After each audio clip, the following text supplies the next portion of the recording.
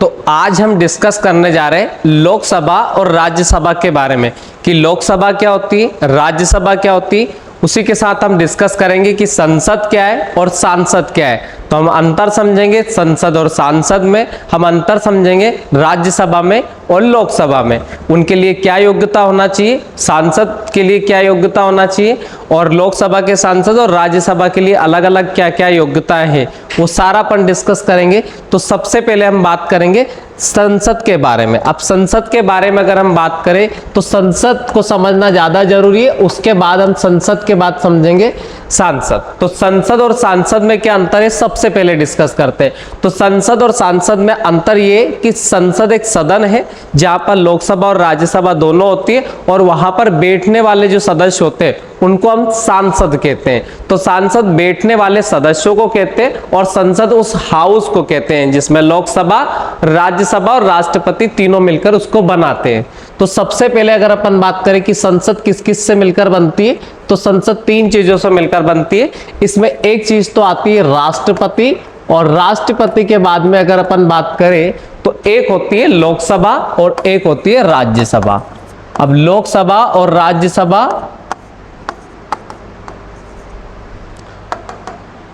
लोकसभा और राज्यसभा इन तीनों से मिलकर बनती है संसद।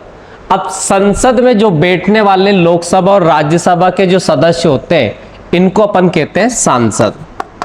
अब इनकी जरूरत क्या पड़ी लोकसभा और राज्यसभा की, तो मैंने कहा किसी भी बिल को अगर पारित करना और बिल सही ढंग से डिस्कस किया जाए, किसी भी मुद्दे पर अच्छे से बात की जाए, तो पहले अगर मान लीजिएगा लोकसभा से उसका लोकसभा में उसके ऊपर डिस्कशन किया गया है, यहां से उसे पारित भी कर दिया गया है, तो ये वेरिफिकेशन के लिए या फिर अनुमोदन के लिए आप मान सकते हैं वो राज्यसभा में जाता है। अगर यहां पर कई त्रुटि उसमें रही है, कुछ कमी रह जाती है, तो राज्यसभा उसे सही ढंग से सजेस्ट करेगी और उसके बाद दोनों के यहाँ से पारित होने पर फिर वो राष्ट्रपति के पास जाता है। राष्ट्रपति के सिग्नेचर होने के बाद फिर जाके वो कानून बनता है। तो हमें दोनों हाउस की जरूरत क्यों पड़ी कि पहले इस हाउस से उसे पारित कराएंगे, फिर दूसरे हाउस के पास पहुंचाएंगे और दूसरा हाउस के दोनों से पारित होने पर फिर वो राष्ट्रपति के पास पहुंचेगी। अगर पहले हमने लोकसभा में उसे पारित कराया और यहां कुछ कमी रही और राज्यसभा ने उसे रिजेक्ट कर दिया, तो फिर से उसे इस सदन में भेजा जाता है लोकसभा में, और लोकसभा के बाद फिर से उसे राज्यसभा में भेजा जाएगा, फिर उसके बाद में उसे राष्ट्रपति के पास पहुंचाया जाता है, उसके बाद फिर बिल बनता है। कहने का मतलब ये डबल फिल्टर आप समझ सकते हो। कोई बिल यहां से पारित होने के बाद वो राज्यसभा के पास जाता है, या राज्यसभा से पहले पारित हुआ है तो फिर वो लोकसभा के पास जाता है, उसके बाद में वो राष्ट्रपति तक पहुंचता और राष्ट्रपति के फाइनल सिग्नेचर के बाद उसे कानून का रूप दे दिया जाता है। तो अब हम देखने वाले कि दोनों में अंतर क्या है, राज्यसभा में और लोकसभा के अंतर को पहले हम समझेंगे और उसके बाद लोकसभा की शक्तियां पढ़ेंगे, फिर हम राज्यसभा की शक्तियां पढ़ेंगे और उसके बाद भी देखेंगे कि राज्यसभा क्यों जरूरी है। तो सबसे पहले लोकसभा और राज्यसभा में अंतर क्या है, तो सबसे पहले दोनों की सदस्यों की संख्या की अगर हम बात करें तो लोकसभा और राज्यसभा में सदस्यों की संख्या है, तो लोकसभा में अभी करंट में 543 सदस्य और राज्यसभा में 245 सदस्य। मैक्सिमम लोकसभा में 552 सदस्य हो सकते हैं और राज्यसभा में 250 सदस्य हो सकते हैं। तो ये इनकी सदस्य संख्या है। तो सबसे पहला अंतर अपन देखते हैं दोनों की चुनाव प्रक्रिया में। तो सदस्यों का चुनाव प्रत्यक्ष रूप से फर्स्ट पास्ट द पोस्ट प्रणाली के माध्यम से किया जाता है। कहने का मतलब ये कि लोकसभा के सदस्यों का जो चुनाव है वो जनता के द्वारा किया जाता है, वयस्क मताधिकार के आधार पर किया जाता है। अभी हाल ही में 2024 के लोकसभा चुनाव हुए और जो 18 से ऊपर की एज का है उन लोगों ने वोट किया है। तो कहने का मतलब लोकसभा के सदस्यों का चुनाव प्रत्यक्ष रीति से किया जाता है और वयस्क मताधिकार पर किया जाता है। तो लोकसभा के सदस्यों को हम कौन मत करता है, तो लोकसभा के सदस्यों को जनता मत कर सकती है। दूसरा आता है इधर सदस्यों का चुनाव अप्रत्यक्ष रूप से किया जाता है। कहने का मतलब है कि अप्रत्यक्ष रूप से किया जाता है और अनुपातिक प्रतिनिधित्व माध्यम से किया जाता है। तो राज्यसभा के सदस्यों को जनता मत नहीं करती है, जनता के द्वारा चुने गए सदस्य वोट करते हैं, क्योंकि राज्यसभा के लोगों को जनता वोट नहीं करती है, विधायक वोट करते हैं, स्थानीय निकायों के सदस्य वोट करते हैं, और जो 3 वर्ष से पुराने शिक्षक होते हैं माध्यमिक शिक्षा मंडल के, वो लोग वोट करते हैं, और जो 3 साल से पुराने ग्रेजुएट स्टूडेंट होते हैं वो लोग इसमें वोट करते हैं। उसके बाद आयु की बात करें तो लोकसभा सदस्य के लिए 25 साल की आयु पूरी होना चाहिए, और राज्यसभा सदस्य के लिए 30 साल की आयु होना चाहिए। तो जो लोकसभा का सदन है उसके लिए आपको 25 साल की आयु पूरी होना जरूरी है, और राज्यसभा का जो सदस्य है उसके लिए आपको 30 साल की आयु की पूरी होना जरूरी है। लोकसभा की अवधि की अगर हम बात करें तो 5 साल का कार्यकाल होता है, और इसकी कोई अवधि नहीं होती क्योंकि ये एक स्थायी सदन है। ये कैसा सदन है? स्थायी है, जिसको कभी भी भंग नहीं किया जा सकता। और ये कैसा है? तो अस्थायी है। तो लोकसभा एक अस्थायी है जिसे 5 साल के पहले भी भंग किया जा सकता है, जबकि राज्यसभा एक परमानेंट है। परमानेंट का मतलब वो स्थायी है जिसे कभी भी भंग नहीं किया जा सकता। और ये जो 5 साल इसकी अवधि दे रखी है तो ये इसका कार्यकाल है, और इसका कार्यकाल कोई फिक्स नहीं है। हाँ, इसके सदस्यों का जो कार्यकाल होता है वो 6 साल का होता है, जबकि लोकसभा के सदस्यों का कार्यकाल 5 ही साल का होता है। ठीक है। उसके बाद आते हैं सदन के अध्यक्ष कौन होते हैं, मतलब इसको कंट्रोल करने वाले लोग कौन होते हैं। तो लोकसभा का अध्यक्ष चुना जाता है और एक उपाध्यक्ष चुना जाता है। लोकसभा का जो अध्यक्ष होता है आप उसे लोकसभा स्पीकर के नाम से जानते हैं। तो जो लोकसभा का अध्यक्ष होता है वो लोकसभा के सदस्यों में से ही चुना जाता है, और अध्यक्ष और उपाध्यक्ष दोनों इसी में से चुने जाते हैं। लोकसभा से अध्यक्ष भी यहीं से चुना जाएगा, और उसके बाद में उपाध्यक्ष भी यहीं से चुना जाएगा। तो लोकसभा के अध्यक्ष और उपाध्यक्ष दोनों लोकसभा के ही सदस्य होते हैं, जबकि उपराष्ट्रपति जो होता है वो राज्यसभा का सभापति होता है। ये अध्यक्ष लिखा हो तो अध्यक्ष भी आप बोल सकते हैं, पर जनरली यहाँ सभापति और उपसभापति बोला जाता है। तो जो राज्यसभा का सभापति होता है वो भारत का उपराष्ट्रपति होता है।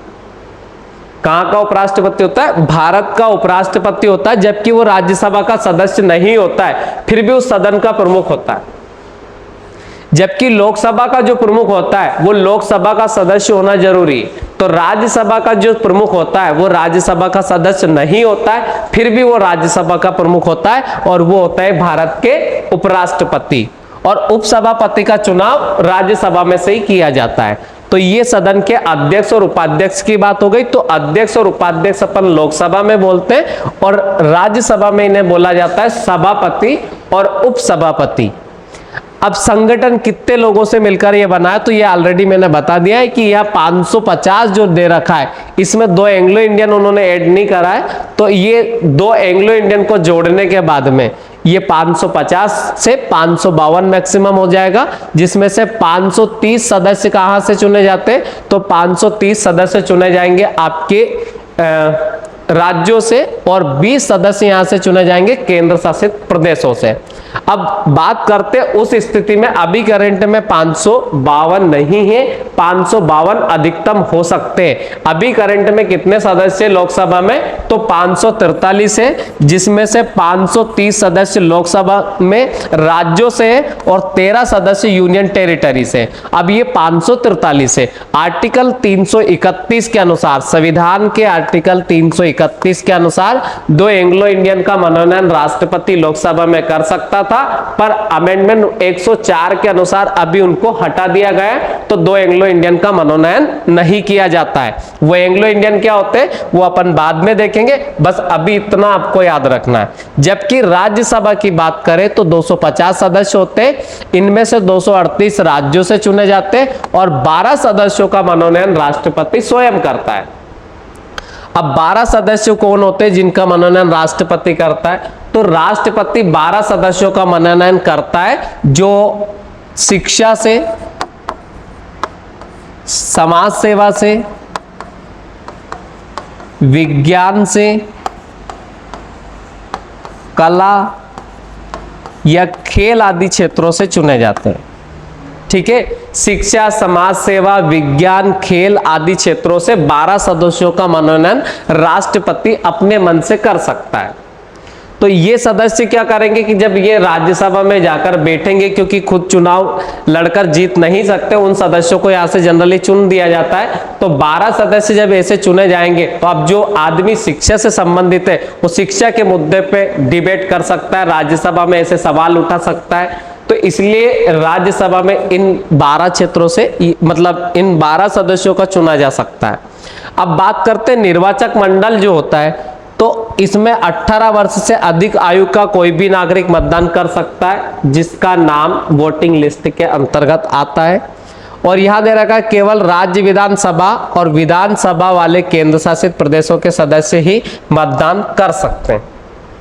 तो इसमें आपको ये याद रखना कि ये मेजर अंतर है लोकसभा और राज्यसभा के बीच में।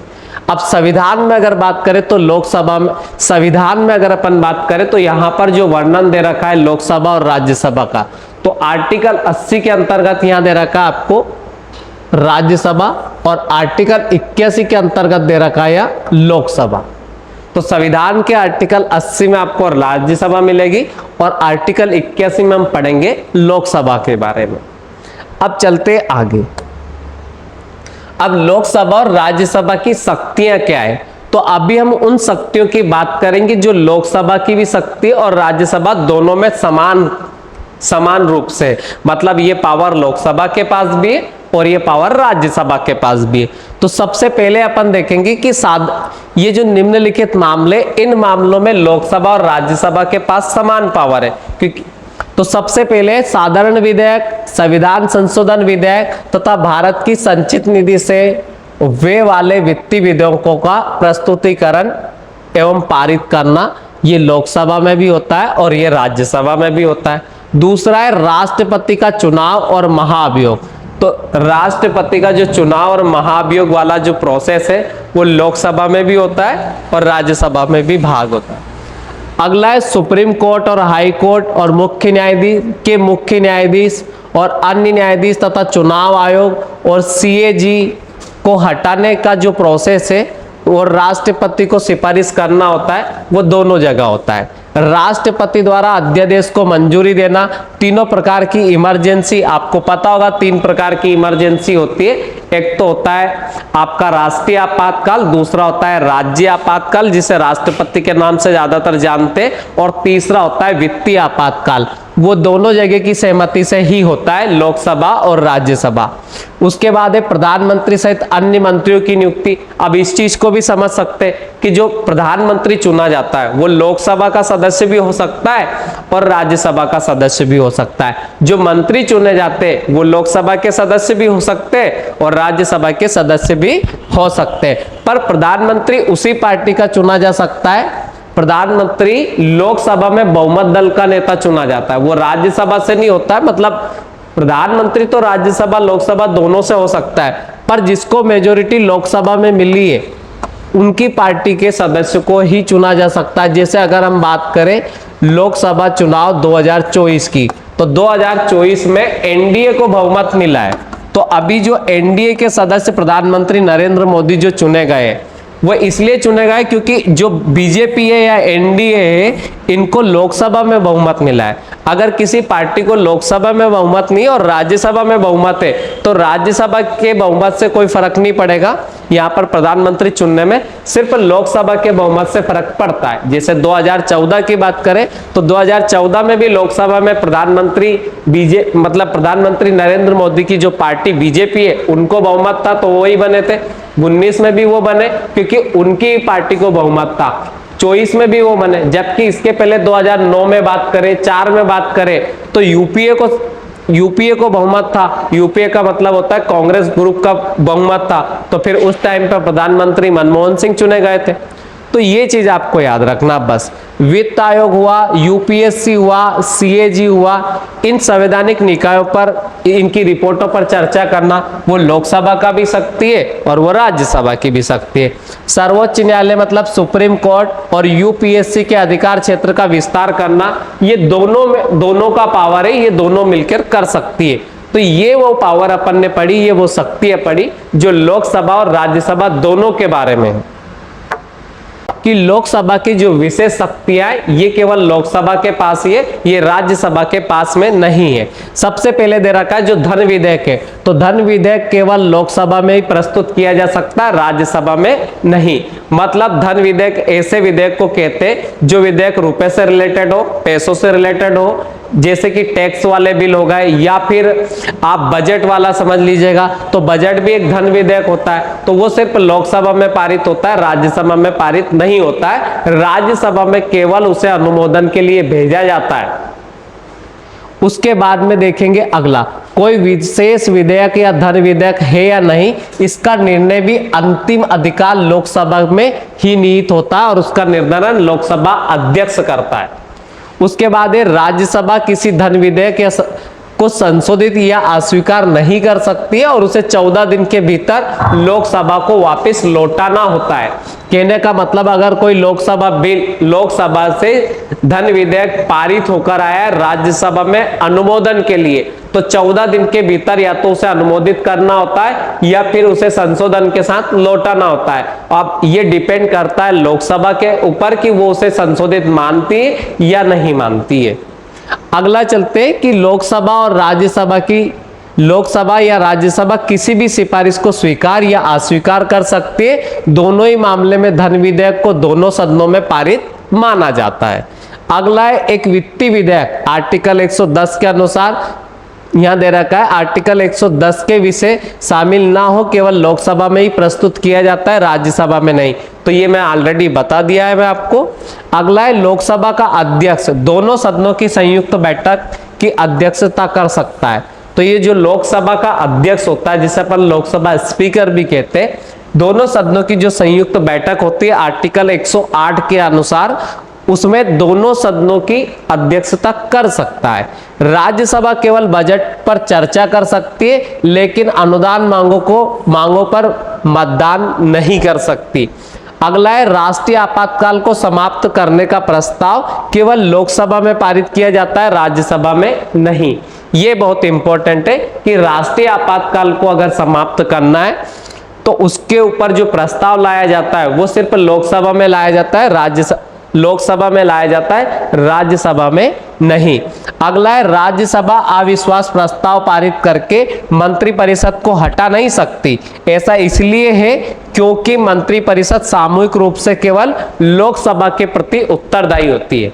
कहने का मतलब है कि जो राज्यसभा है वो मंत्रिपरिषद को भंग नहीं कर सकती, हाँ लोकसभा कर सकती है। यह आपको याद रखना है। अब अपन पढ़ेंगे राज्यसभा की विशेष शक्तियां कि राज्यसभा के पास क्या स्पेशल पावर है। तो सबसे पहला दिख रहा है आपको कि राज्यसभा आर्टिकल 249 के अनुसार संसद को राज्य सूची में सूचीबद्ध विषय पर कानून बनाने का अधिकार दिलवाता है। मतलब संसद के पास इतना पावर दिलवा सकती है राज्यसभा कि वो आर्टिकल 249 के तहत राज्य सूची के विषय पर कानून बनाने का अधिकार है। मतलब कोई सूचियां 3 प्रकार की होती है, उसमें जो राज्य सूची होती है उसके किसी विषय को बदलना है तो राज्यसभा के प्रस्ताव पारित करने के बाद ही संसद उसे बदल सकती है। फिर आर्टिकल 312 में संसद को नई अखिल भारतीय सेवाएं बनाने के लिए अधिकृत किया गया है। जैसे आपने सुना होगा IAS होते हैं, IPS होते हैं, IAS हो गया, IPS हो गया, IES हो गया। तो ऐसी अखिल भारतीय सेवाओं का गठन करने का अधिकार किसके पास है? संसद के पास। संसद को दिलाती है कौन? राज्यसभा। आर्टिकल 67 में दे रखा है कि उपराष्ट्रपति को हटाने का प्रस्ताव केवल राज्यसभा में ही पारित किया जा सकता है, लोकसभा में नहीं। तो राज्यसभा में उपराष्ट्रपति को हटाने का संकल्प पारित किया जा सकता है, ये आपको याद रखना। अगला है आपातकाल। यदि राष्ट्रपति द्वारा आपातकाल लगाने की घोषणा उस समय की जाती है जब लोकसभा भंग हो चुकी है, तो वह घोषणा केवल राज्यसभा द्वारा अनुमोदित होने पर ही प्रभावी रह सकती है। मतलब आपातकाल का हटाने का पावर हमने लोकसभा में पढ़ा था, पर अगर जब लोकसभा इस सदन में नहीं है, लोकसभा भंग हो चुकी है, उस स्थिति में अगर आपातकाल लगाना है तो ये राज्यसभा में प्रस्ताव पारित होने के बाद ही आप लगा सकते हैं। अब राज्यसभा की आलोचनाएं क्यों होती है? मतलब कि राज्यसभा के पास कम पावर है या राज्यसभा इतना पावरफुल नहीं है जितना लोकसभा है। तो देखो राज्यसभा की आलोचनाएं क्या क्या है। सबसे पहले अगर अपन देखें तो केवल पुनर्निरीक्षण कक्ष इसे कहा गया है कहने का मतलब अधिकांश समय राज्यसभा की जो भूमिका होती है लोकसभा द्वारा प्रस्तावित विधेयक की समीक्षा और संशोधन करना होता है। कहने का मतलब है कि लोकसभा के द्वारा जो बिल बना दिए जाते हैं, जो प्रस्ताव पारित कर दिए जाते हैं, केवल उनका अनुमोदन करने का ये काम करती है। अगला है राज्यसभा में राज्यों का असमान प्रतिनिधित्व। तो ये असमान प्रतिनिधित्व किस राज्य से कितने सदस्य, किस राज्य से कितने सदस्य, जैसे सबसे ज्यादा अगर अपन बात करें तो 31 जो लोकसभा से, मतलब 31 जो है वो उत्तर प्रदेश से और हमारे मध्य प्रदेश से 11 है। राज्यसभा को दरकिनार करना, तो कुछ मामलों में राज्यसभा को दरकिनार करके साधारण विधेयकों को धन विधेयक के रूप में पारित करने से संसद के उच्च सदन की स्थिति के बारे में चिंताएं उत्पन्न होती है। उच्च सदन किसे कहा जाता है? राज्यसभा को। निम्न सदन किसे कहते हैं? लोकसभा को। प्रथम सदन किसको कहते हैं? तो लोकसभा को। द्वितीय सदन किसे कहते हैं? राज्यसभा को। स्थायी सदन किसे कहते हैं? लोकसभा को। अस्थायी सदन किसे कहते हैं? राज्यसभा को। ये चीज भी याद रखना है। इसके बाद में संसदीय लोकतंत्र में राज्यसभा की क्या प्रासंगिकता है, मतलब राज्यसभा की जरूरत क्यों है? तो सबसे पहले देखें, जल्दबाजी में बनाए गए कानून को रोकना। कभी कभी क्या होता है कि सरकार लोकसभा में कोई बिल जल्दबाजी में पारित कर देती है, तो उसके ऊपर गहन अध्ययन करती है, गहन डिस्कशन करती है राज्यसभा, और कभी कभी लोकसभा में बनाए गए जल्दबाजी में बनाए गए बिल को राज्यसभा रुकवा देती है। उसके बाद में क्षेत्रीय दलों का प्रतिनिधित्व। क्षेत्रीय दल मतलब छोटे छोटे जो दल होते हैं उनका भी प्रतिनिधित्व करती है राज्यसभा। सुरक्षा वाल्व की तरह काम करती है, नियंत्रण और संतुलन बना के रखती है सदन का। तो ये सारे काम करती है आपकी राज्यसभा। तो आज हमने डिस्कस करा लोकसभा और राज्यसभा के बारे में। आज मैंने आपको समझाया कि संसद क्या है और सांसद क्या है। लोकसभा के काम आपको समझ में आए होंगे, राज्यसभा के काम आपको समझ में आए। धन्यवाद।